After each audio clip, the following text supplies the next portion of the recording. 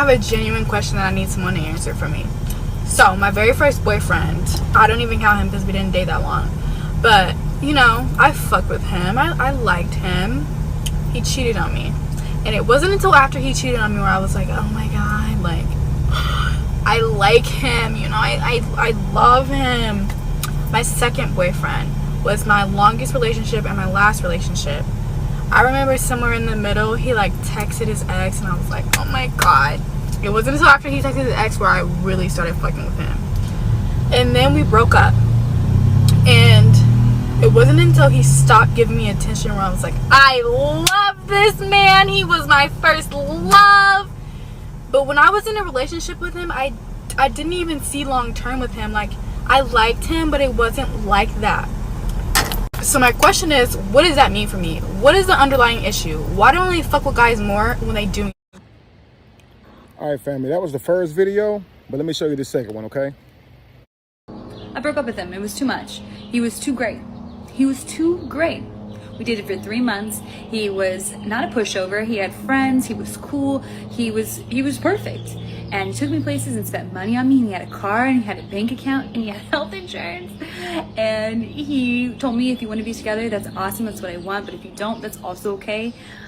Whatever you want. And I broke up with him. I went back to my ex who got me a $15 gift card to Taco Bell for my birthday. Because I was comfortable. I broke up with him. He was too great. I went back to my ex who got me a $15 gift card to Taco Bell for my birthday. All right, ladies, I'm gonna try to help y'all out with this one, okay? Most likely you have a touch of Stockholm Syndrome. It's where you fall in love with either your abuser, the person who abuses you psychologically or physically, or the trauma associated with it, or the feelings associated with it.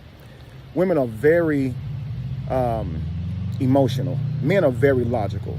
So women are very, very emotional. And when they're in relationships where they're on this roller coaster of emotion, someone breaks up with them, does them dirty, asks to be let back in their life, promises, gives hope that they'll be better and give them the world and make up for it all.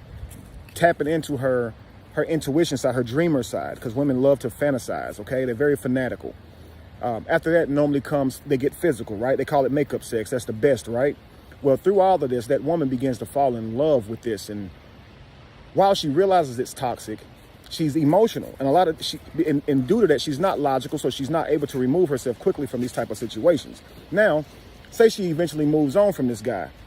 Now she wants to look for a guy with less toxic qualities, a person who's actually going to love her, treat her right, listen to her, not cheat on her.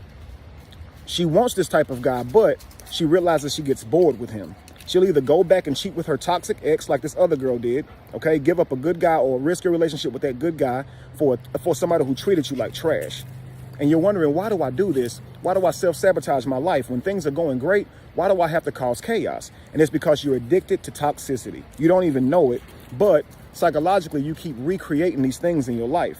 Many of us do that throughout life, okay? You start to think every relationship is going to look like your last, so if your new boyfriend does something that the old boyfriend did, you think it's led with the same thought in mind. So you met your old boyfriend and his Mercedes key was on the table. You thought, oh, nice car. He must be successful. Then you realized he was a narcissistic jerk who didn't value you at all and only valued his possessions. So the next guy, he has a Mercedes key on the table. You think the same thing. He meant nothing of that. And I want to tell you something. Women who are aiming to milk a guy, drive all of his money, and women who are looking for a husband, they sit in the same vanity and put the same makeup on.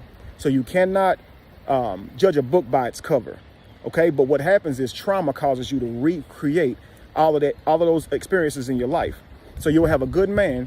He's thinking he's doing really good, but then you're bored with him. So you either break up with him, cheat on him, or like you will flirt and fantasize about going to being with bad boys, being with toxic men, okay? And again, women grow up early in life catering to their fantasy side. They play with their Barbie doll and their kin. Their kin takes, they play with their little Barbie doll, and having that Barbie doll and kin go to dates and house with picket fence. And meanwhile, men don't grow up fantasizing about marriage. We grow up creating our life. So we're logical, where women are, like I said, emotional.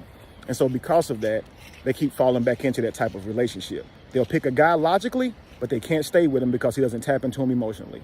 And so they'll end up messing that relationship up. I suggest you get healing before you move to another relationship. Stop seeking toxicity. You'll keep finding yourself in the same situations. Rise.